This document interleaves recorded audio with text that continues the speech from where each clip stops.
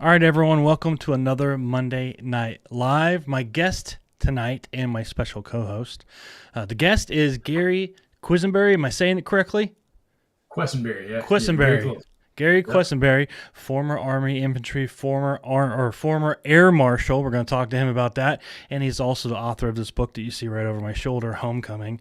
We're going to talk about that, and of course, my co-host holding the book up right there, Del Roll. He is a retired Army major and CIA operations officer, so maybe we'll get some juicy goodness out of him tonight too. So say hello to their lovely faces, and thanks for joining us tonight. Gary, how you doing? I'm doing well. I got to make one correction really quick, or my son is going to give me all kinds of hell about it. Uh-oh. So I was in the 7th Infantry Division, and I was in the 24th, but my MOS, I was field artillery. Field So artillery. he's the Okay. infantry guy. Yeah, he's the infantry guy in the family. Okay. So Okay. Dell, how's it going? It goes, brother. It's been a crazy day. My cat, Sergeant Major Snuggles, will probably be pestering me throughout this entire engagement. That's okay. That's okay. Well, Gary, let's talk about you for a second, and then we're going to get into kind of some breaking news of the day. But tell us a little bit about you and why you joined the military and kind of how you got into Air Marshal service. Well, I grew up in Carroll County, Virginia, and not a whole lot of opportunities, around here in terms of career choices, like most places like this. But I joined the Army when I was 17 years old. Went through Fort Sill, Oklahoma, field artillery, home of the field artillery, and then went to the 7th Infantry Division. Once Desert Storm kicked off, I went over to the 24th and went over there with the 24th. Uh, got out of the Army shortly after Desert Storm, started working for the government right after 9/11. I answered the call to become an Air Marshal, and I did that for 19 years. I retired in 2020. Wow. That's it in a nutshell. So, what was it like being in like the Air Marshal Service after 9/11 when things really, really cranked up and security was like twice as bad as it always has been? It was pretty surreal. So, I had flown a little, on my own, but never at that level. Like you're in the air every day. I joke around and tell people I was in the air more than most birds. But there was a different vibe, then right after 9/11. And unfortunately, in the course of doing that job every day, you see how quickly people forget. So everybody was all on board with security measures for about 6 months, and then people started complaining about having to take their shoes off in the airport and things Sure. like that. So, it was kind of nice being, in the position I was in because nobody knew who I was. I'm just another passenger. I'll sit there and bitch right along with you about taking my shoes off, which I didn't. I went around security, but I'll have that conversation with you if you want to. And it was kind of nice just being able to just be in the background and not really have a role unless something happened. So it was kind of wild to watch all the changes that happened over time when things would pop up, like Richard Reed and the shoe bomb, the liquids threat that happened over in the UK and stuff like that, and just our response to that, and then the way it changed our tactics and techniques moving forward, how we incorporated that into our training and different things. So it was a great experience, and it's something I'll always be grateful that I had the opportunity to do. I want to get into that a little bit more here shortly, but I want to talk about something that's kind of security focused. And I'm sure to a degree there's some intelligence sharing and gathering in your line of work, just like it was in Dell's. But the big snafu today was kind of a security breach with the vice president and the secretary of defense on the app called Signal. If you don't know what the app called Signal is, it's an encrypted app where you can share messaging. It's supposed to be secure, blah blah blah. It's well known, or it should be well known for people who know that it's got problems. It's actually been a target of Russian, hacking, and it's a bit of an issue. Dell, we'll start with you. What kind of problem is this? This is a major issue to have our vice president, our SECDEF, using an app like Yeah, this. it's and this is not a political statement. It's just a hard, cold reality of that platform. It is a good platform. It will meet most of your needs if you're the common American who wants to have a discreet conversation and pass information to someone else, whether that's business or personal, whatever. For that, it's fine. It's not nation state level security. Yeah. That's the bottom line. And if a nation state wants to apply the full gamut of their tools against it, they're going to get through. And I would, and this is out in the open. It's been stated before publicly for several years now. There was a point in time where WhatsApp was considered to be secure and unbreakable, and then they broke it. Yeah. And the same thing, if Signal has not been broken yet, I don't know, because I've been retired for a little bit, it will be broken at some point. What I think is concerning is, let me just put it to you like this. Sometimes convenience is not your friend. And discretion in knowing what you should transmit on what platform is just as important as everything else. So it's unfortunate. I'm sure they should have known better, and especially like a commercial messaging app where I can totally see how you inadvertently put the wrong person on there. So you have to check once, check twice, then check a third time. So it could be potentially. Well, we'll have to see how it plays out, but it's not something our senior leadership should be doing. Yeah. Gary, in your line of work, sharing intelligence, I'm sure is a key part of your role as an air marshal. How important is it to really check and double check who you're talking to and when, so that things like this don't happen? They put war plans on Signal app and, included was it the chief editor of the Atlantic on it? I mean, that's an issue. How important is it to really make sure you know who you're talking to and when?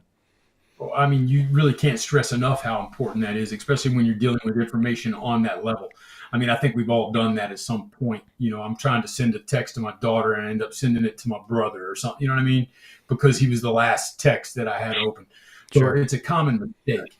But people at that level dealing with that type of information that affects so many people on the ground, I don't understand. I can't really wrap my head around how something like that could be just a slip up. You know what I mean? Like I know they got a lot going on and there's a lot on their plate. There's a lot on their mind. They're trying to get a lot done really fast. But, like Dale was saying, that convenience isn't your friend. And, anything worth checking is worth checking twice. So make sure that you're taking a look at that stuff and not sending information out to the wrong group of people. Yeah, I think it also begs the question, should senior level officials like that have mobile devices that they can freely walk around with? Like, Trump has been a guy who has tweeted and used social media to a point where you go, oh, sometimes I just don't think you guys should have that freedom to speak like this, let alone having a mobile app that can be downloaded from the App Store. Like, yeah, exactly. Yeah, I mean, it should be a problem. It should be on the same level as some basement skiff somewhere, where secret information is being shared. That's the level of security you're looking for when you're transmitting information that's that important to our national security. Yeah. I think it's a bit of an issue. It kind of concerns me. And, earlier today I read something that maybe it wasn't true. Maybe it was a hit piece done by the Atlantic because the Atlantic and Trump have not had a great relationship. Well, then the White House came out just a little bit ago and didn't deny it. They didn't exactly admit to it, but they didn't deny it either. They just kind of admitted that it was definitely a miscue. And I'm like, well, I mean, you guys are lucky that it wasn't worse, but it kind of makes me ask the question, how paying attention to the details are you guys? Because, the eyes are upon us for sure based upon headlines and different actions this administration's already made. Yeah, and look at how many times, different systems have been hacked and people's personal information leaked. It happened to us in the Federal Air Marshal Service through our credit card provider. At one point, all of our personal information was, absolutely. So, it's once it's out there, it's out there. You can't put the toothpaste back in the tube. And, so it's important for us as individuals to make sure that we take the steps necessary to protect ourselves from those type of leaks. But when you're working on a level like, White House level stuff, that mistake should have never been made in the first place. Yeah, I agree. Let's talk about some of your experiences as Air Marshal. Traveling around the world. How many countries have you been to? Well, I don't know. I'd have a hard time counting them all up. I know when I retired, they gave me a little slip of paper. Our operations center printed out a little slip of paper, and it gave me my total miles in the air over the course of 19 years, and it was 2.4 million miles that I flew. And Wow. well, yeah, I get that reaction a lot, but then my reaction to them is always, well, those are rookie numbers. Those are rookie numbers. If you got a guy that came on like I did right after 9/11, and all they've done is fly for the last 19, 20 years, you're looking close to 7 million miles in the air. And, I was fortunate enough during my career to have other avenues that would get me out of the air from time to time. So when I started off right after 9/11, my wife's from Sacramento, and I promised her we'd move closer to the West Coast. And at the time, the field offices of choice were Vegas and LA. And I had no inclination to go to LA. So we moved to Vegas. It's an 8-hour drive from Sacramento. And, it was great. I loved it there. But I did several years there, and I was able to get into training at the field office level, and I really enjoyed that. I was a firearms instructor. I taught some of the defensive measure stuff, some aircraft tactics in the simulator, and then I decided after that it was time to move on and do something at the national level. So I went to our academy in Atlantic City, and I was an instructor there for 3 years, and then I took a supervisory position. It kept me out of the air quite a bit, and then when I ended my career though, I was in the Cleveland field office as a supervisor. And that was one of the field offices when the government started making cuts to the Federal Air Marshal Service. They decided they were going to close. We all had to find new homes. And I decided that, I've got 5, 6 years left in my career, and I don't want to spend it behind a desk. I still felt like I had plenty to give, as a Federal Air Marshal. So I went back to flying and ended my career working out of the Philadelphia field office, just, traveling all over Europe and doing the job on the plane. That's what I signed up to do in the beginning, and that's how I wanted to end things. Now, as an air marshal, you guys are kind of what we've called a gray man. You're supposed to be there and present, but nobody knows it. How hard is it to blend in and really be there like a normal passenger in the airport, but nobody have a clue? So it's easy. It's easy. If you let the guys on the ground do the job you hired them to do. But when you get people that never do the job start dictating policy to you about how you get on the plane, how you interact with other, professionals on the aircraft like the pilots and the flight attendants, then things start getting a little dicey. So at one point, when the Federal Air Marshal Service first stood up, there were 33 original air marshals that were working prior to 9/11. Big majority of those people got put in special agent in charge, SAC positions, and opened up these new field offices all across the country. And they understood how the job was supposed to work. But at some point, somebody decided it'd be a good idea to bring in all these professional law enforcement officers who retired from Secret Service and FBI to tell us how we should better do our job. And at that point, it was like, you need to be wearing sport coats, on the plane, because if you have to do your job, we want you to look like professionals. So there were days when I was flying from Vegas to Miami on a Saturday, and I'm wearing a sport coat on the plane, and people would just look at you like, who are these yahoos with coats on? So, stuff like that it put a dent in our security on our end, our personal security on the plane.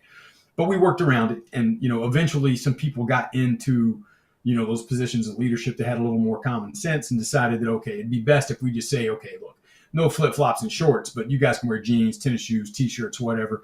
Make sure your weapon's concealed. Make sure you don't have anything that identifies you as law enforcement. And then when the guns come out, if they have to come out, that's when people will understand who you are and what you're there to do. And that was the thought process from that point forward. I think politicians and senior leaders coming in and thinking that they know how to tell people to do the job is pretty common, right, Del? Oh yeah, oh yeah.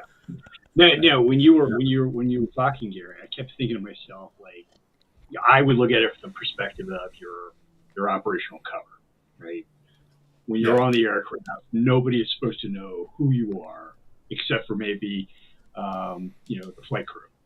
They probably know. But I would think it would be to identify ourselves with them. So. Right. But I would think it would be like an operational priority for you to be an absolute great man. No one knows who you are. You're just some dude who got on the aircraft where you took off. You shouldn't be drawing any attention to yourself.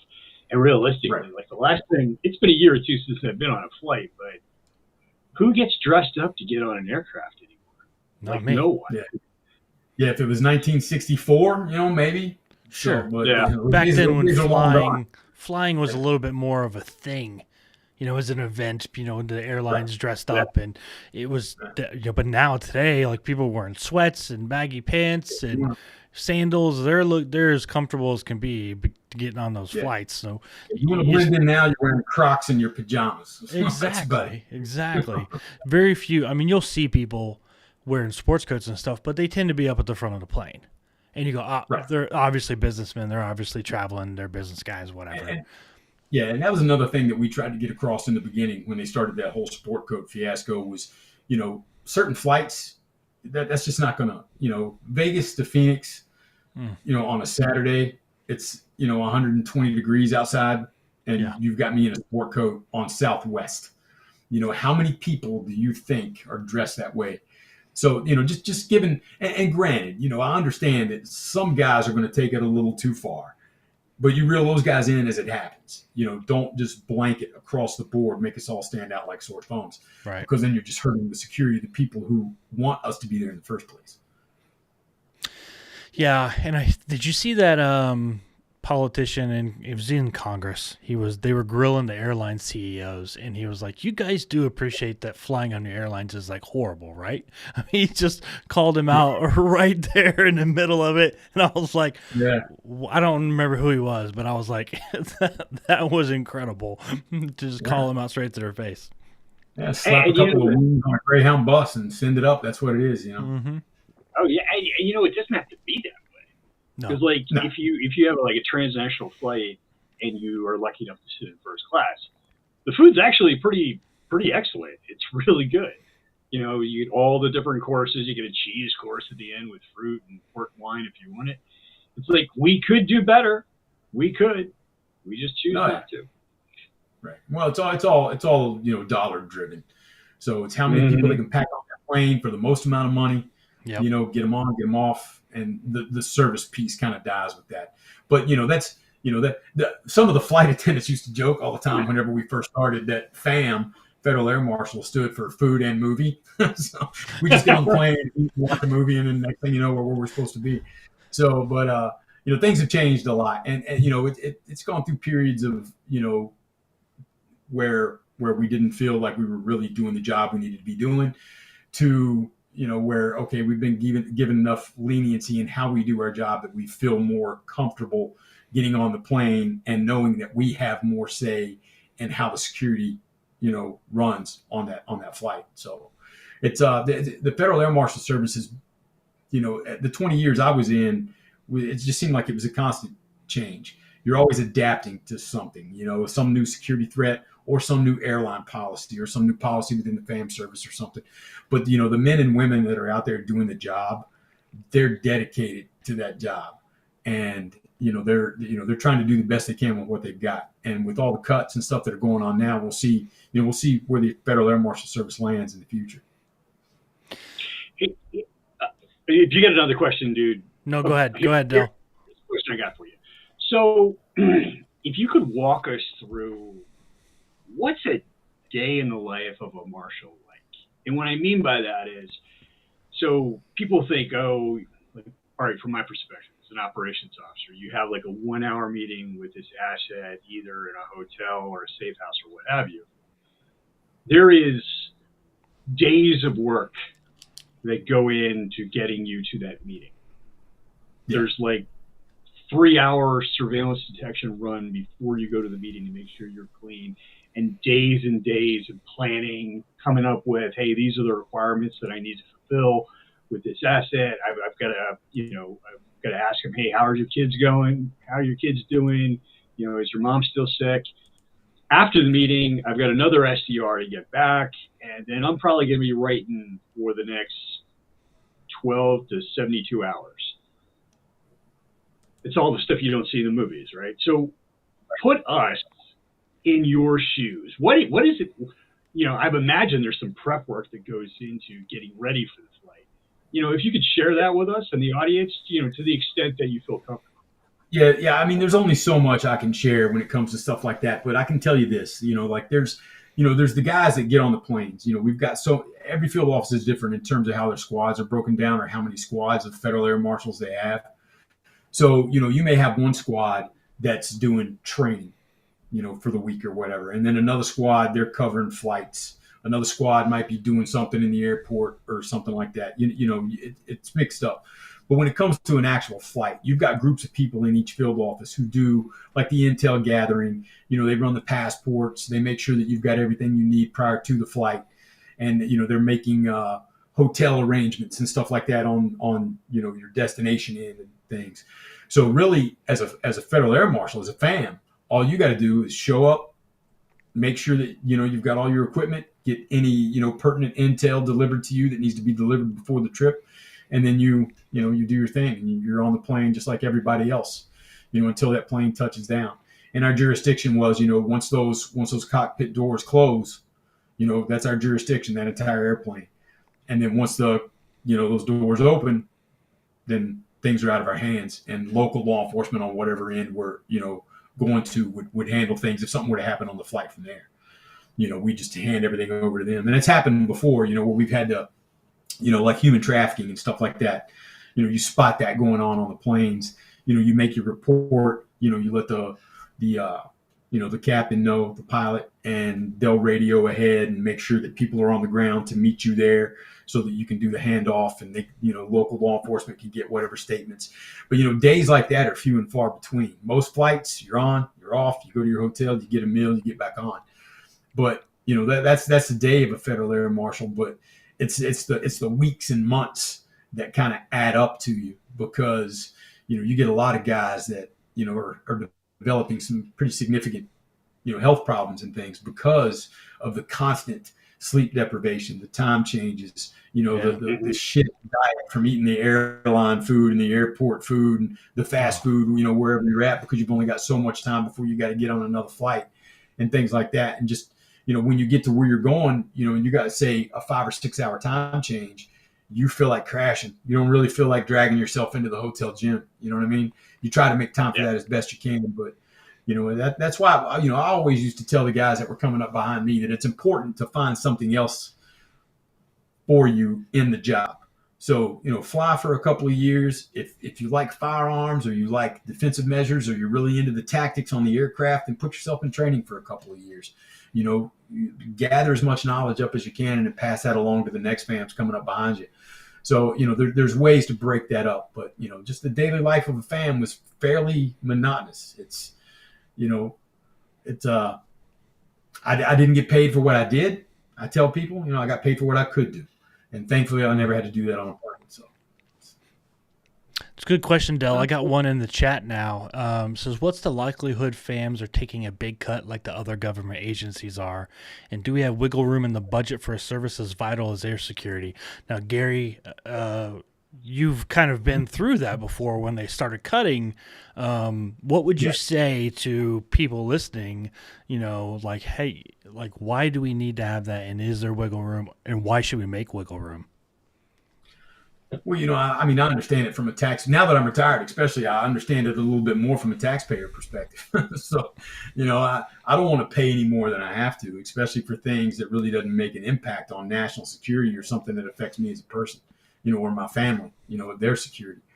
So, I think no matter what, the Federal Air Marshal Service, aviation is always going to be a target for terrorism. And the Federal Air Marshal Service is the last line of defense against that. And I think it's a vital position, and it always needs to be there. But there is room to make some cuts. I feel like with most government agencies, they tend to get a little top heavy, at a certain point. And if you're going to start making cuts, I say start making them at the top, and let the guys and girls that are out there doing their job just do the job. And, and I'm sure, Dale, anybody can really speak to this. You get these agencies and new people get into leadership positions, and then all of a sudden the good idea fairy shows up. Yes. And they start wanting to create new programs and new this, and we should be doing this, and we should be doing that. Yeah. And, I talk to people all the time still that I used to work with, and, it seems like being in the air is taking a bit of a backseat to some of the other programs that you're trying to implement. And I think it's, the Air Marshal Service would be doing themselves a favor to get back to basics, get back to just training, getting guys and, gals up in the air, protecting American citizens, and then cutting some of that fat at the top, because that's where all the money's being spent.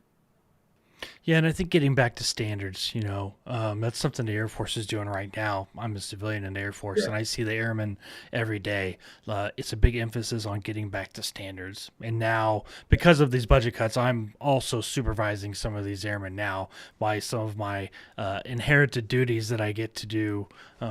Because people are being like, oh, it's either that or I just watch them fend for themselves, and I'm not going to do that. So now I got them under my wing, and it's like, hey, back to standards. That's a really, really big deal. We got to do our job, and we got to do it well, and we got to get up to these high standards again, because help's not coming.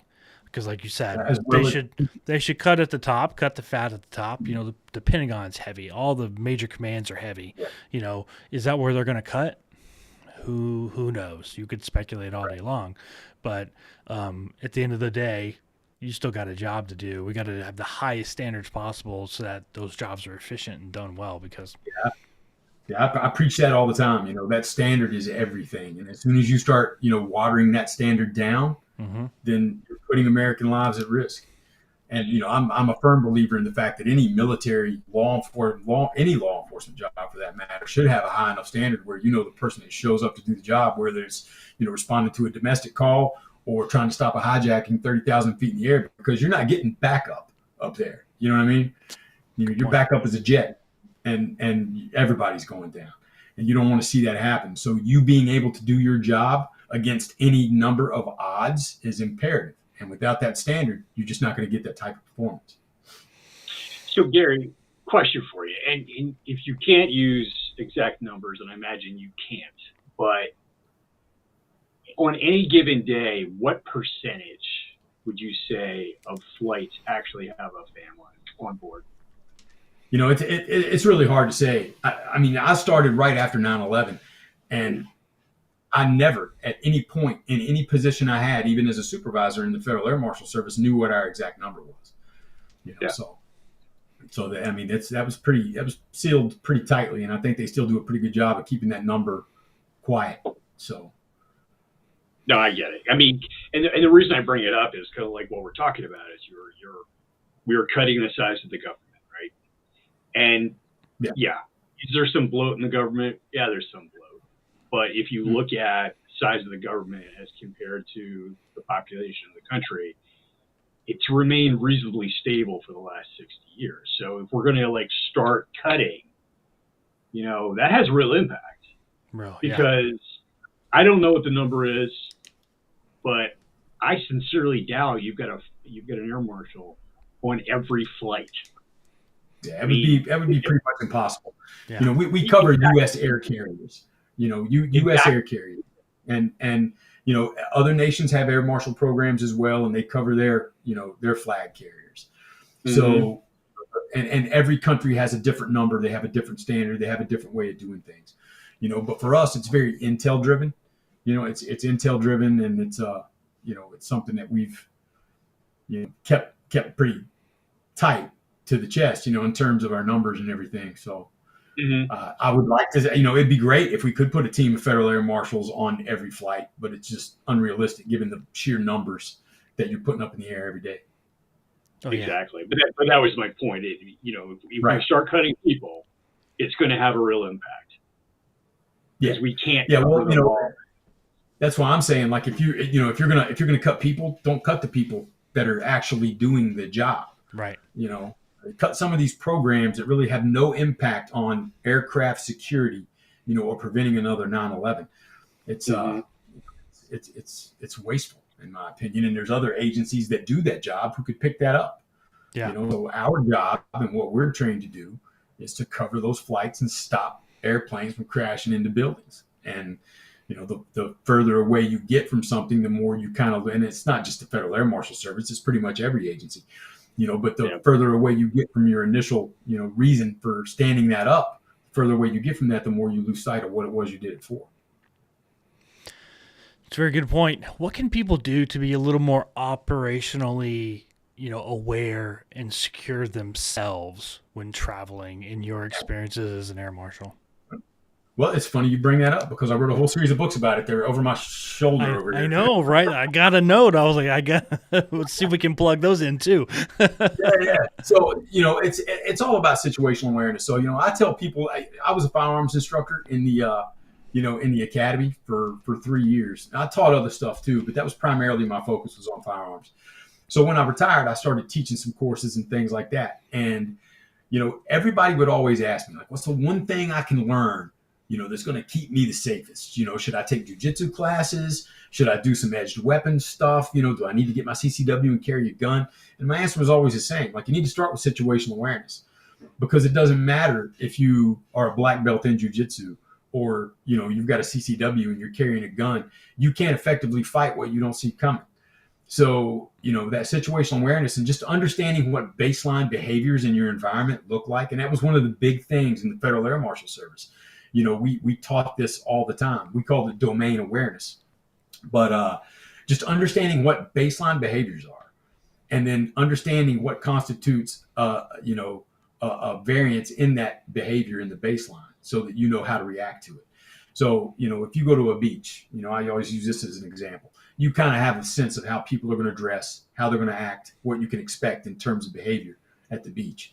But you get there, everybody's in swimming trunks, having a good time. They're swimming, they're playing volleyball. That's all normal stuff. That's baseline behaviors. But then here comes some dude walking over from the edge wearing a big heavy winter coat with his hands in his pocket. And, that's so out of place for the environment that you're in. It's something that you should pay attention to. And if it ever rises to the level that you feel like you're going to, be in a dangerous situation, then you need to remove yourself from that. Because, it's like Mr. Miyagi said in The Karate Kid, the best way to win a fight, be there. And if you can spot something before it happens, you're not only giving yourself an extra layer of safety, through that buffer, you're giving yourself time. And if I can react to something in time, I can be faster. So one of the things I tell people in my firearms classes is you always hear the adage, that action is faster than reaction. But I always argue the point that it's unanticipated action that is faster. You're slowed down because you didn't anticipate this action. But if you're aware of your surroundings and you understand baseline behaviors, you can spot something happening. You can prepare yourself for action before whatever dangerous thing manifests itself. And that helps you when it comes to, to being quick on either getting the hell out of there or getting yourself in a position to fight.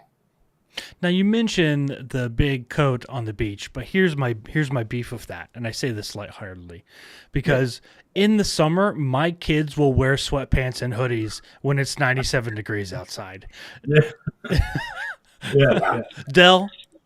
True. Yeah. Okay. Well, that's your kid. Individuals have baselines too. I lived in Cleveland, Ohio for, and my kids were in high school when I lived in Cleveland, and it shocked me all the time. It's like negative 10 degrees outside, and you'd pull up to drop them off at school, and here's all these kids getting off the bus wearing shorts, and strolling into school, and it's like negative 10. And I'm like, dude, do these parents not understand? They make jackets, you can give your kid a coat, but then you do that. I said the same thing about my kids. You can't make them wear it. So. Oh, no, yeah, I can't make my kids wear it. I mean, we lived in Colorado, and they didn't have, like, snow stuff. And they're like, we want to go play out in snow. It's like, you guys don't have snow coats. Like, we never really had to have them. It doesn't snow that much in Oklahoma. It does a little, but not a point where you need to invest in snow gear. And so I bought them snow coats. I bought them all. 3 snow coats, $100 a piece. Oh, these are awesome, Dad. Never even took the tags off of them. No, boy. Moved back to Oklahoma. My wife found them in, like, the closet. And she's like, what are these? I was like, those are the coats that the kids made me buy in Colorado so they could go play in the snow. They still got the damn tags on them. I said, yeah. My daughter won't do it today. I mean, it was freezing just a couple weeks ago. It was freezing, literally freezing in the morning, like 20 degrees with the wind chill. And she was walking out in a tank top and jeans. And I was like, what are you doing? She's like, I have a jacket in my backpack. I was like, that doesn't do you no good. It's supposed to be over your shoulders. That's funny. Yeah, kids, they're hard to explain, that's for sure. Mm-hmm. Mm-hmm. True dad. So, Gary, you mentioned the other books behind you. Briefly tell me about those 3 books before we get into your new book, Homecoming. Okay, so, those books came about. I was getting ready to teach a class in Kentucky, and I told you when I was teaching firearms, I used to talk about situational awareness all the time. one of the students asked me if I could put together a course that was just about situational awareness because they wanted to learn more about it. So I'm like, yeah, sure. And at the time, I was still flying.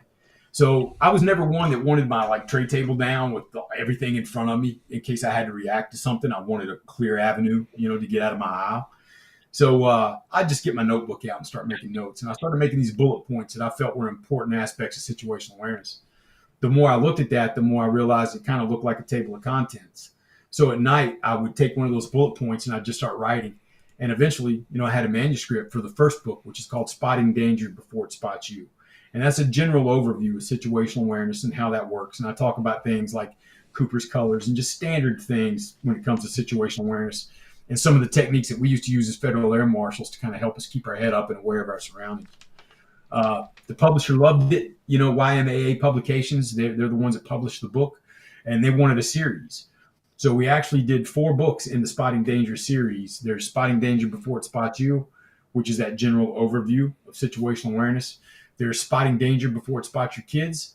And that's not a children's book. It's for parents who have younger children, like ages 4 to 12, to try to teach them how to kind of get their face out of their cell phone and be more engaged with their environment and how to communicate things that they may deem to be dangerous to an adult. Then there's Spotting Danger for Teens, because as you know, teenagers pose their own set of problems when it comes to them striking out, trying to find their independence. They tend to find themselves in dangerous situations from time to time, and they need to know how to recognize and escape those. And then the 4th book was Spotting Danger for Travelers. And that's kind of my bread and butter in terms of what I did as a Federal Air Marshal when I found myself in a strange city or a strange country, and how, the steps I took to maintain my situational awareness and protect myself. That book, the travel book, was actually supposed to be the first book in the series, but as I started writing it, COVID hit. And my publisher reached out to me and was like, hey, nobody's going anywhere for a while, so how about we put this one on the back burner and focus on this standard situational awareness book first. So that's the way that all went down. And now, all 4 books are out. A couple of them have won some awards. Sales are still really strong. I think it's the kind of what the publisher calls evergreen material. It's always going to be relevant. It's always going to be useful. Yeah. It's not going to be outdated. So, I think it's, I felt good to just putting something out in the world that I thought was useful to a wider range of people than just the people in the firearms industry. Well, I think it's very useful because I think something that we just don't understand that well as a society is human trafficking and how easy it is to be taken. We watch the movies and all that stuff and it's a threat, but we always think it can't happen to us. Right. But human trafficking is a real deal. It's a problem, and people go missing all the time, even on just a regular street corner. We've had a couple problems here in my little town, in the last couple of months, where it was just, and it wasn't anything fancy. It was just a snatch and grab. But the kids weren't paying attention. They had their eyes in their phone, like you said, and it's concern. I'm sure you saw it plenty, or at least heard about it and saw some of the intelligence. But I mean, it's a real issue.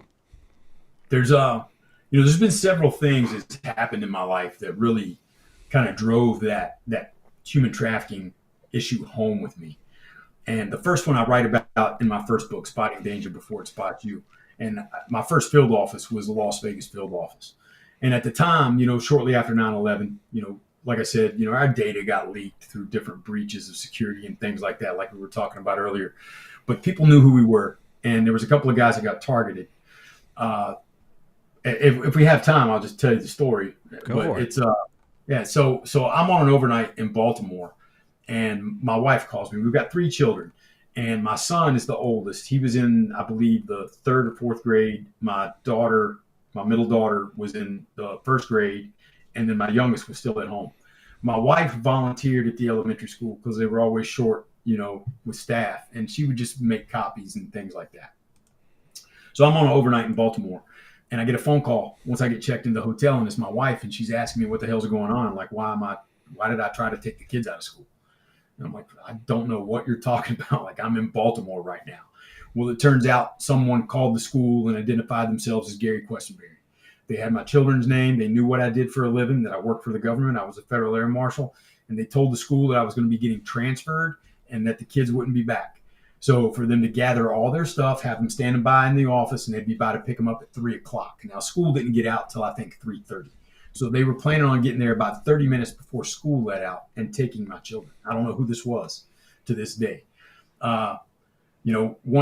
Once me and so what happened was, and the reason we found out about this is my wife was out running some errands, and she got finished early. She had my youngest daughter with her and decided she'd go by the school early to see if they needed any help. And when she got there, the lady in the office told her, "Hey, we're really sorry to hear about the kids, not coming back." And she said, "What are you talking about?" And that's when she heard the story. So as soon as that happened, I get on the phone with my boss, and, my two bosses, both of them were former Federal Air Marshals prior to 9/11. One was a SEAL Team 6 guy, Craig Sawyer. They call him Saw Man. And he actually runs a company now called Vets for Child Rescue, which they break up human trafficking rings. So he told me, he's like, "Don't worry, we're going to get you on the first flight back home. We're going to take care of this." So there was a big response, of people there at the school. And, nobody ever showed up. We still to this day don't know who it was it called, why they targeted my children, but it really changed the way we lived our lives. And I had slipped into what I call this being a 9-to-5er. I was a Federal Air Marshal, and I'm super proud of my job. I strap my gun, my badge on in the mornings, and I go to the airport, and all of a sudden I'm switched on. And then when I land in the afternoon and I'm on my way home, I'm switching off. And I realized pretty quickly that was no way for me to live my life, that the most important thing in my life was my family, and that I'm doing everything I can to protect these people on a plane, and I was dropping the ball at home. So that situational awareness piece became a very, very, and teaching it to children, in the way that they could understand without scaring them, became a very important, mission for me. And that's what I tried to do in those books. But then, as you start learning about human trafficking and what that looks like, you start, realizing that you've probably seen it before and just didn't recognize it for what it was, and you didn't do anything about it. So, I'm kind of making it to my mission through these books to help protect people. And then my new book, Homecoming, kind of touches on, that human trafficking element and the links that people will go to be a part of that world. And it's disgusting. Yeah. That really resonates with me. Not that I've had a similar experience, but what I think is so great about the story you just shared is, for most people who aren't, your average individual probably doesn't know what the Cooper color code system is. Right. But, and I'd let you explain that, but the point of it is you're a trained professional. Situational awareness is part of your toolkit every day. And yet you can't do that all the time, right? Right. And then you slip a little bit. And the thing is, if it can happen to Gary, an air marshal, it can happen to everyone, because I will bet you dollars to donuts, your average person walking down the street, they're in condition white all the time. They never even get it in condition yellow. Right. Yeah. And, that's, and I've worked with guys who, were on both end, guys and girls. I say guys is just a blanket term, but I've worked with folks who are on both ends of that spectrum, where they're just constantly in condition white. It's almost, impossible to get them to pay attention, to anything. And then there's people who are hyper vigilant all the time. There's a bad guy around every corner. And those are the ones that burn out the quickest. This dude that's always in condition white, as long as nothing happens, he's probably going to live till he's 120 years old, because he's not stressed out about anything. You know what I mean? Yeah. But then the guy who's on the other end of the spectrum may be hyper aware of his surroundings, and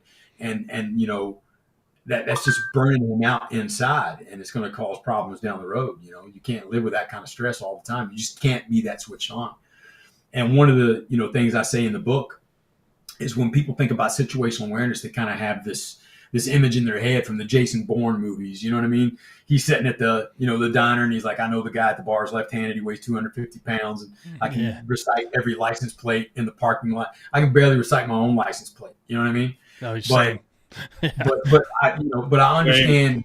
I understand when it's important for me to be aware, and I understand how to do that without stressing myself out. And that's the two most important things that you need to balance that situational awareness, is knowing when to shut it off, when to shut it on, and at what level you need to be to react to bad situations. Now, Gary, you mentioned the movies. You mentioned Jason Bourne. You mentioned the movies. You mentioned the whole, I know the guy at the bar is left-handed, blah, blah, blah. Some of those things. It's great movie magic. How realistic is it in the vein of situational awareness? How important is it to realize that he's left-handed? Well, I think it depends. Like, I'm not trying to figure out if some dude sitting all the way across the room at the diner I'm eating at is left or right-handed. However, if this dude corners me in the parking lot and starts asking me for money, now I'm looking. I'm looking for clues. I want to know if this dude's left or right-handed because I want to know which way the punch is coming from and how I need to counter that. So it's a matter, like I said before, it's a matter of knowing when you need to start paying attention to these things. And that's all through that baseline behavior. So I understand, that it's not important for me to memorize every license plate number in my church parking lot, but I do understand that if I'm sitting there and some stranger walks in the middle of the service and, that's probably something I need to pay attention to, as one of the security guys or whatever. And it's just a matter of knowing when and how to turn that on and off. Yeah. And by the way, real life doesn't slow down in slow motion like the movies do, where you can pinpoint stuff like that. Yeah, I'm clocking everything in the room, and it's all happening in slow motion, and I'm reacting to this thing and doing the Matrix, moves and shit. So, dodge bullets. That's not how it works, But I tell people all the time that there's a technique that I talk about in the book. It's counting, and there was a study done in the 80s. It's called the Grayson and Stein study. And what they did was they set cameras up in Times Square and they videoed people walking around. And then they took those videos and they showed them to these hardcore, criminals who were convicted of violent crimes, and told them, out of all these people here, we want you to rate them, on a number system as to who you would attack and who you would stay away from. So the people that they chose that they would attack, and this is what I found fascinating, is they all could pick it up within seconds, just seconds. I'd take that guy, I'd stay away from this dude or whatever. And, it was all based on posture and body movement. They could tell if someone was timid or if they weren't paying attention just by the way they carried themselves, if they would put up a fight or cause an alarm. Because at the end of the day, bad guys don't want to get caught. They don't want to get hurt. Right. So they're going to stay away from the people that they think can do either one of those things, get them caught or get them hurt. And, that study really, really kind of drove something home for me. And I got to thinking about it. And if you keep your head up and it looks like you're looking around and you're at least aware of what's going on around you, you're less likely to be attacked. And a good way for you to do that, you're not memorizing license plates and stuff like that, but it's just to count things, count, the exits. That's always handy to know. So I tell people, count them, even if you don't get the number right, your head's up, you're looking around. And for anybody that's watching, that makes you look like a harder target. So that's always going to be in your benefit, whether you're actually memorizing anything or not. So, it's just a technique. I think that's really, really good. Let's segue into writing. You've wrote several books, but this is your first foray into fiction and kind of the thriller. When did you kind of say to yourself, like, hey, I want to jump into and I want to do that? Was it just a combination of using some of your experiences and finally saying, how could I kind of turn this into a story, or what kind of drove you to that decision? Well, I've always been a huge reader. I love to read, and that's one of the things that I always did on the plane. I wasn't the guy that sat around, in my headphones playing my, Nintendo Switch or whatever. I would have a book, and I'd read a book, and I'd put it down. If I got bored, I'd stand up, go in the back galley, get a cup of coffee. So I love to read, and then just being where I'm from, I come from a culture, I think, of storytellers, the Appalachian Mountains and the Blue Ridge, just a bunch of storytellers. You can sit around in a diner or a barbershop and just laugh your ass off all day long at some of the stories you hear. Yeah. And my grandfather, my father, all great storytellers. My wife's always told me that I was a good storyteller and I should write a book. So once I actually got into writing, the process of it, with the nonfiction stuff, I started thinking, how fun would this be to do this without having to do all the research and the citations and all this stuff, and I could just make things up and put it on paper. So, I got out of the FAM service right during COVID, and, I had a lot of time on my hands. So I started just putting stuff on paper. I started writing, and I knew that I had a story to tell. the first thing I did was I came up with my main character, who in the book Homecoming, his name's Case Younger. And Case, he's not me by any stretch of the imagination, but we have similar backgrounds. He was an Army Ranger. I was, field artillery. He got out of the military after a few combat deployments, and then decided he wanted something a little quieter, but he still wanted to be in the service of his country. So he becomes a Federal Air Marshal. And one of the things that we used to joke about when we were in training all the time is, you're doing tactics and you'd have a really good run in the simulator and you stop this hijacking. And, some of the instructors would be like, oh, at the time, George Bush was president. And they're like, oh, this is going to be great. You'll be sleeping in the Lincoln bedroom and you'll be dating one of the Bush daughters, and stuff like that. And, it was just, you were joking, it was fun. But I always asked myself, like, what would that, look like? If another 9/11 were to happen and you were the person that it happened on the plane and you and your team were able to stop that, what would that look like for you after the fact? What would that level of attention be, and how would it affect your ability to do your job? And to me, like, that level of attention would kind of take away from you being able to do your job, because, how are you going to get back on a plane after something like that, either emotionally or just because, everybody's going to know who you are. And, I started thinking about, well, what would that guy do? Given his background, what he can do, what would he want in his life, and how would that flesh out, and what kind of problems would cause him to go back, to that level of violence that he was used to. So that's kind of where the whole idea for Homecoming came from, was thinking about those kind of questions.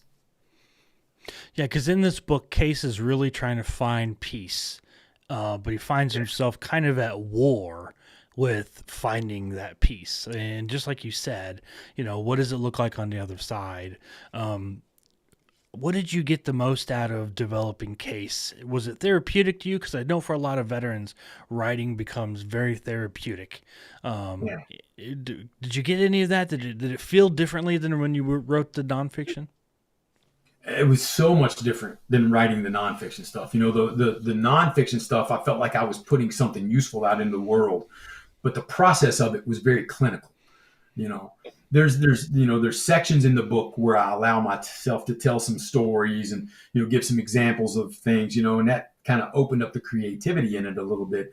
But at the end of the day, it's a very clinical book about a certain subject that can keep you safe and away from danger. Mm-hmm. When I started writing the fiction stuff, it was very therapeutic in the fact that I talk about certain things, like, growing up in an area like I grew up in, having, maybe not the greatest upbringing, when it came to, how you were treated as a child and stuff like that, but what that does to your psyche. And then, when the time comes, you just want to get the hell out of there, which is what happened with me. That's why I joined the Army when I was 17.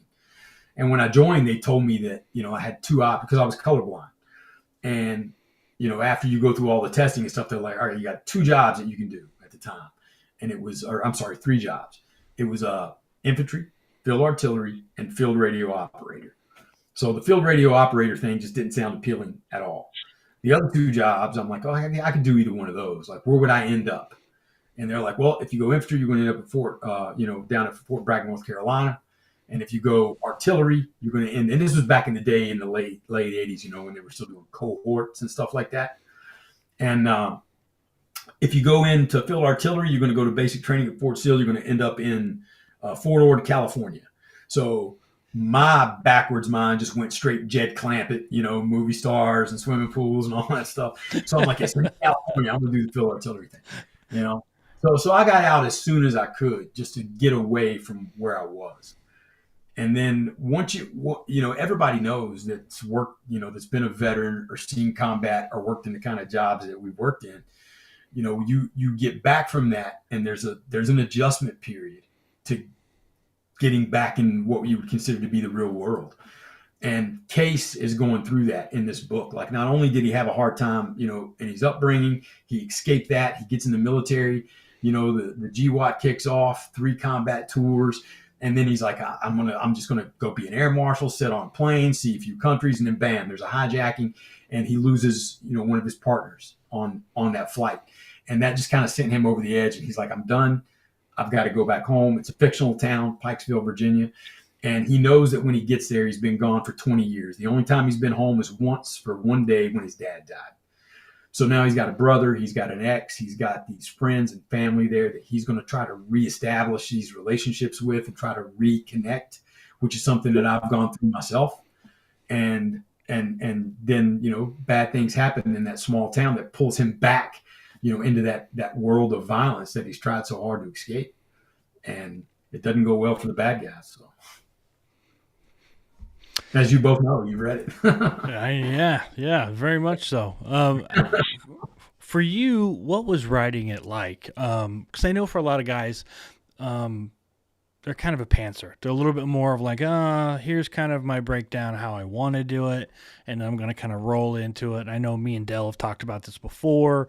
You know, for you, was it a hard outline? Was it kind of meat and potatoes, and then I'm going to run from there? Or what is your writing style like? Well, with me, like I didn't know anything about this plotter pantser, thing, and until I started writing. And I just kind of went about it when I first started with the first book, Homecoming. And Homecoming is the first book in a trilogy. So I kind of approached it the same way I did the nonfiction stuff. And I started this outline, and it worked for me. So the first thing I did when I started writing Homecoming is I wanted to write that opening scene, which was the hijacking. It starts with the hijacking. It did in the first draft anyway. Now, the finished draft, it starts with something else, but then the hijacking takes place in the first chapter. So I wrote that out, and it was important to me to not give away details about the way Federal Air Marshals do their job, but to get the emotion right, like the stress that the passengers are feeling, their reactions to this complete chaos that's happening around them, and then how the air marshals have to work around that chaos to do their job, to control that cabin and to do their job. So once I got that written, I was like, that's not too bad, and then I was like, okay, then where would it go? So I start putting these bullet points down, just like I did with the nonfiction stuff, or with the nonfiction stuff. And I use that as a guide, but I wasn't so stringent on it that this is just where it has to go.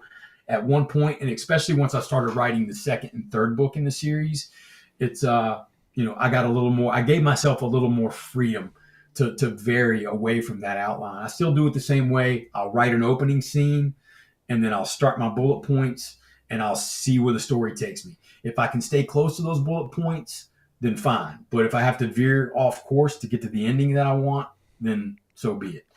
And I think it's working good for me. But every writer is different. Everybody's got their own process, their own system, what they feel comfortable with. Some people will just put a ton of stuff on the page, and then go back and they're like, all right, what's this look like? And there's little nuggets here I can clean up. I can pull this out. But for me, like I don't know, I'm kind of weird about it. Like I have to have a chapter like pretty solid before I can allow myself mentally to move on to the next one. Because if I just move on, it's going to that half-ass chapter that I just wrote is going to snowball into the next one because that one's still on my mind. So I have to have everything pretty solid before I move on to the next piece. But that's just me. Do you use any like editing software? Do you use Scrivener? Do you use Microsoft Office? Like what tools do you use? Well, I tried the Scrivener thing, but I just everybody tells me like stick with it. Like once you get used to it, it's great. And I just couldn't stick with it long enough. I just went right back to Word. Every time I go back to Word. But the one thing that helps me the most is I use Grammarly, in my Word doc. I love Grammarly. Grammarly's the best, because yes, it is. If you're using the same word too often, which I call it echoing. I'm echoing this word over and over again because I got it stuck in my head somehow and I can't get it out. And it'll pick up on that. And it'll start giving you suggestions, for other words to use and stuff like that. So, and then just little things like the commas and semicolons and stuff that, as a new writer, you're not necessarily that comfortable with in the beginning. Yeah. I felt pretty confident submitting my first manuscript because I had run it through that program and I knew that I had it as good as I could possibly get it before I sent it out, because the last thing I wanted was to start submitting this manuscript and somebody get through the first, paragraph and realize there's 3 mistakes in it. It's no way to start, no way to make a good impression. So right. I think Grammarly helped me out a lot. Yeah. I'm a Scrivener guy. Yeah. Are you? I am. because I got to be able to visualize it. That's my problem. I'm a visual person. I'm a visual learner. I can remember. I can't do it in Word because then I got to scroll and try to find it, and that's just delayed time when I have an idea or a thought and I'm trying to process it. But if I have those chapters along the side and I can name those chapters, then I got a visual bookmark of where an event happened, and I can slide back to it. So for me, it works great. I just do not know how people write a 400-page novel using Word where you have to scroll up and down, because I just hate scrolling. So kudos to both of you guys for being able to use it, but a lot of people do. It's like crazy. Some of the best-selling authors on the market right now are using Word to write their books, and I'm like, it blows my mind. When you think about it, guys like Stephen King back in the day would hear us talking about Word and think we're nuts. You know, they're sitting there with a stack of paper and a typewriter. So, yeah, that's cool. Yeah, back when they wrote books that would be 700, 800, 900 pages long. Yeah, right. Yeah. Things have changed, you know, and now, you know, you get to thinking about all this stuff with AI and everything else, and how that affects, you know, writers and writing, and you know, how much of what you're reading was actually written, you know, came out of that person's mind, and how much of it was created by some AI app or whatever, you know, Chat GPT or something. So, did you guys see that it's been in the news like the last couple of days? It's offshore, some other country. There's a AI program that has like gotten its hands on all these published works of people's. Yes. That they're using it for trading purposes. That, I mean, it was bound to happen. It's still insane evil, but it's the one from Meta by Zuckerberg. Is it? Yeah, because I was talking back and forth with Brad Thor on Instagram, and I was like, dude, because I pulled it up and I just typed in his name, and I was typing names of other authors. 126 versions of Brad Thor's books in different languages were all used. 126 versions. Can you believe that? I mean, he's written, I think, like 24 or 25 books. 126 versions of them. Wow. And what's your recourse for that, you know, as a writer? I think there's got to be some kind of class action lawsuit, because you can't just take people's IP and use it to teach an AI system stuff. You know, like you're stealing. You know, I don't care what you're using it for.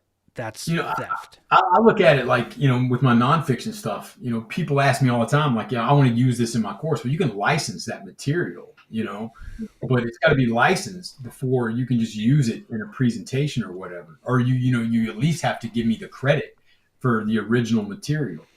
And I don't see how, you know, somebody using AI can just, you know, take your stuff and feed it in there to teach, you know. Well, I think the challenge is going to be, you know, was it Meta or was it someone using Meta? Because my understanding was that it was some hereto, therefore not identified company or something like that. But my point is, they could do a class action lawsuit, but if they shutter their doors, go to another country and change and reopen using a different name, you know, it can be hard to enforce. Is the bottom line. Sure.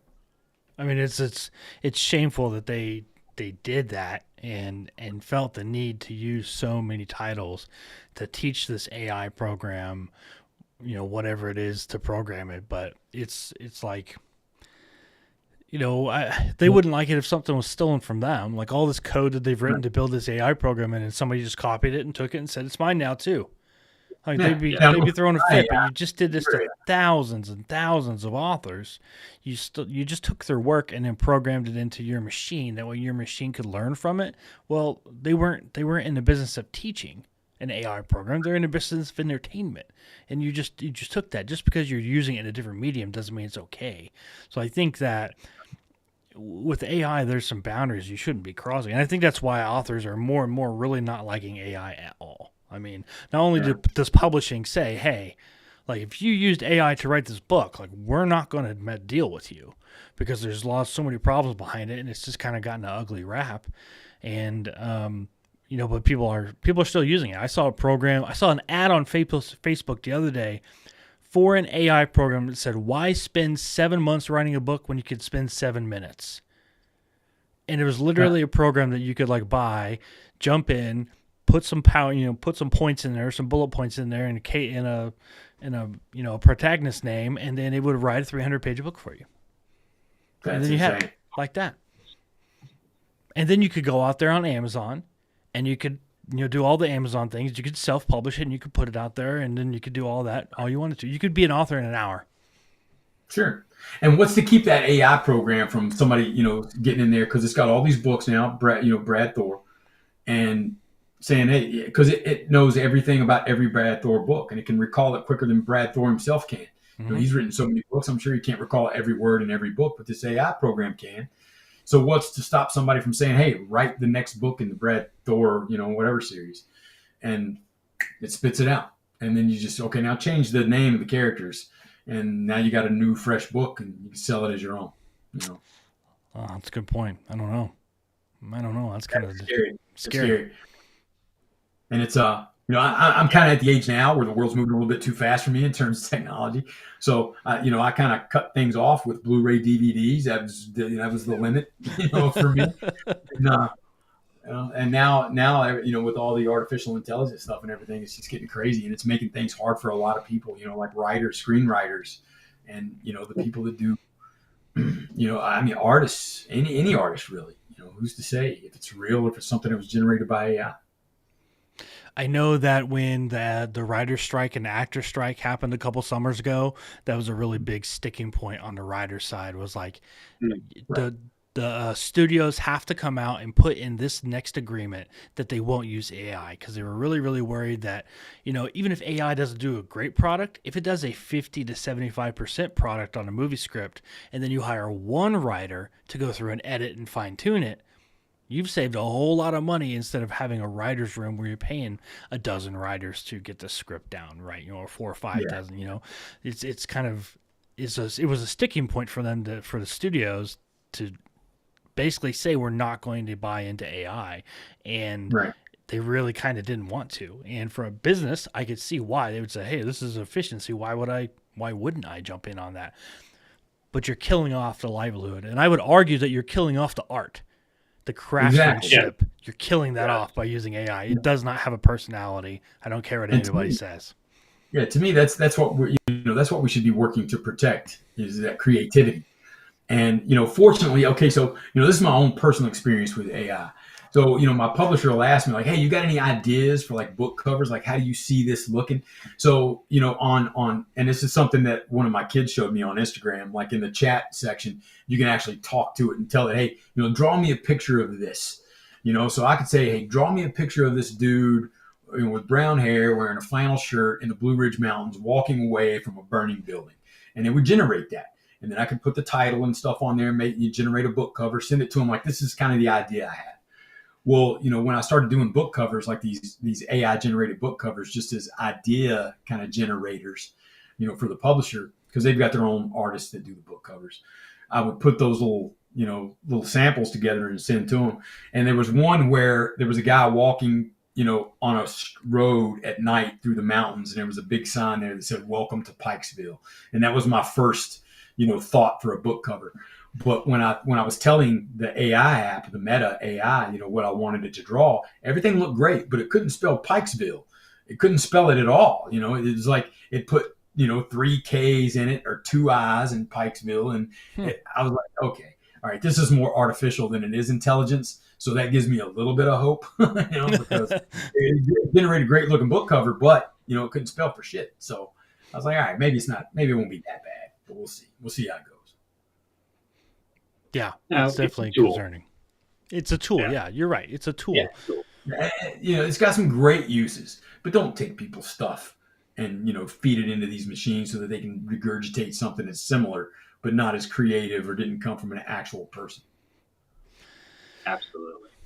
Yeah, and I think it begs the question of how much is too much. What point in time are we going to feed a machine so much information to where, I think it was Jerome Preisler that I was talking to like last year, and he writes in the Tom Clancy Net Force series, and we were talking about AI, and he told me a story about a guy who sat down, I think it was with Microsoft's AI program, and over the course of 2 hours, it went from a friendly conversation to the end of that conversation at the 2 hour mark, that AI was asking him very questionable questions about his mentality, his life.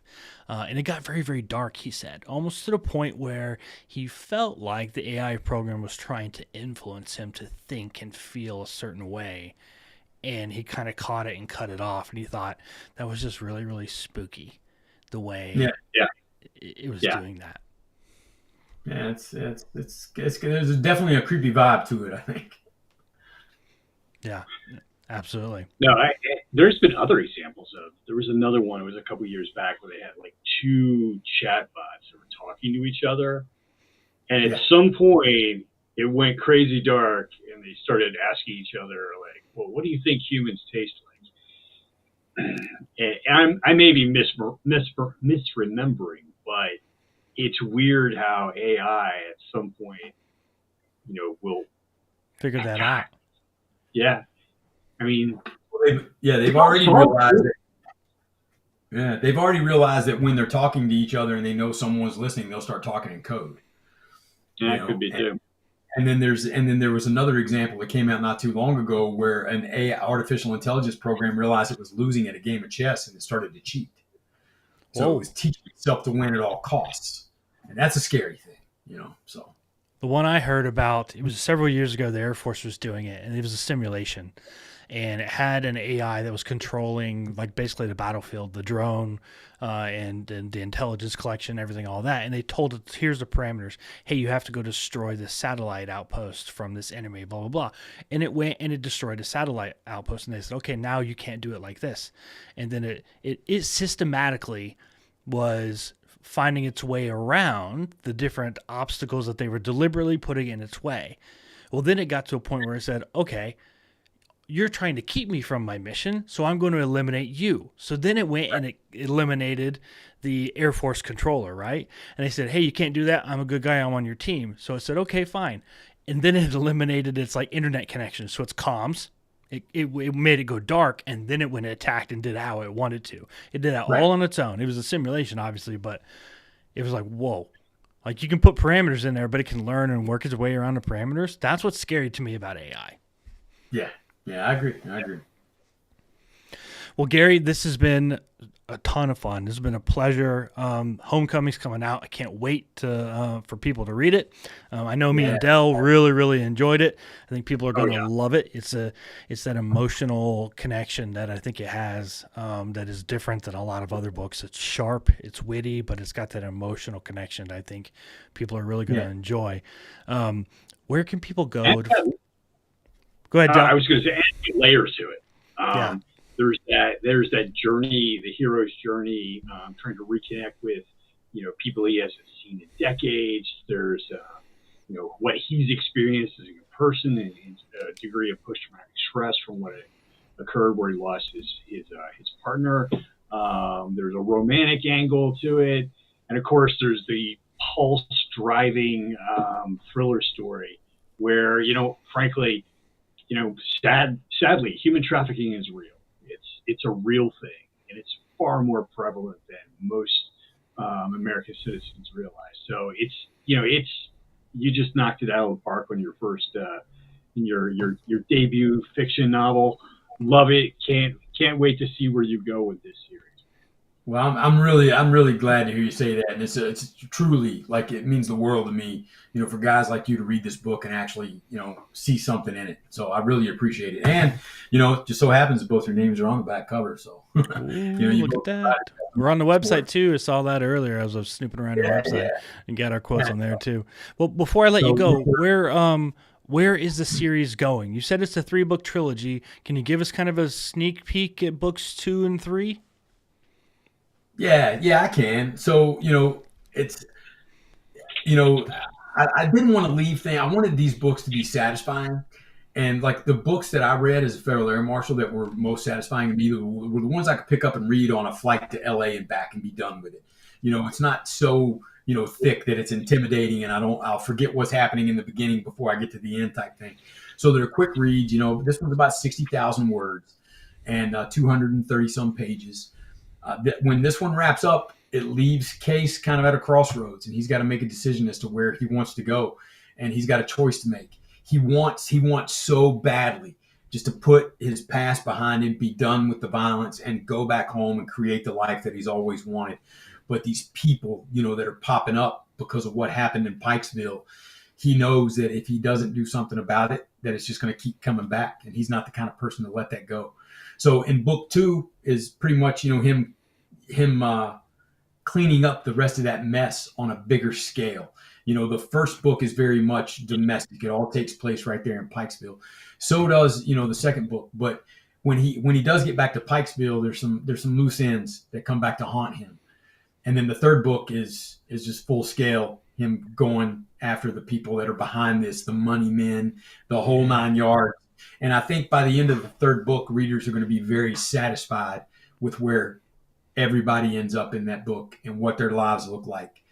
And book 3 is currently in the editing process right now. And so, one thing that's a little bit different about these books and my publisher than most, the bigger publishers like Penguin and Random House and stuff like that is this first book, Homecoming, comes out April the 1st. The second book in the series is released in August.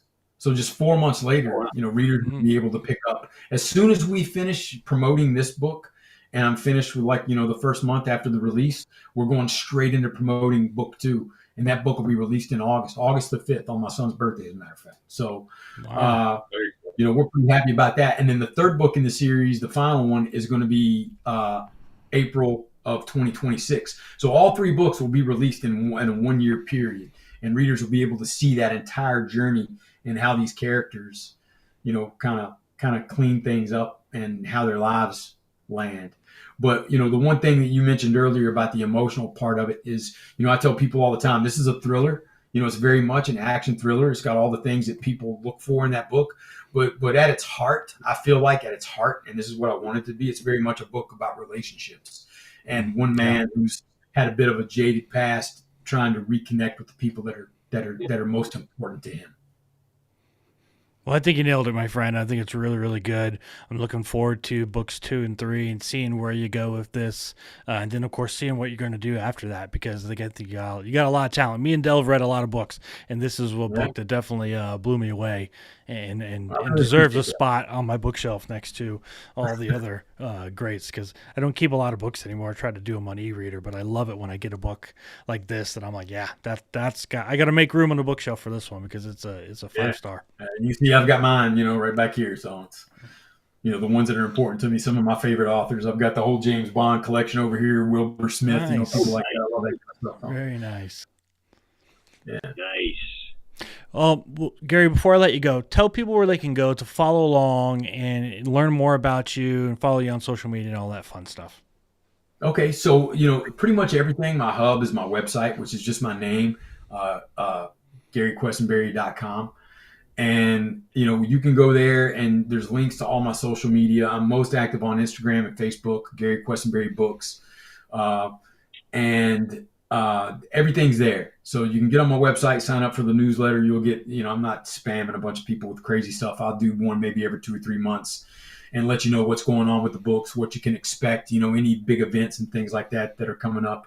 But the book, like you said, it releases on April the 1st. Anybody can pre-order it now, anywhere they want to buy books.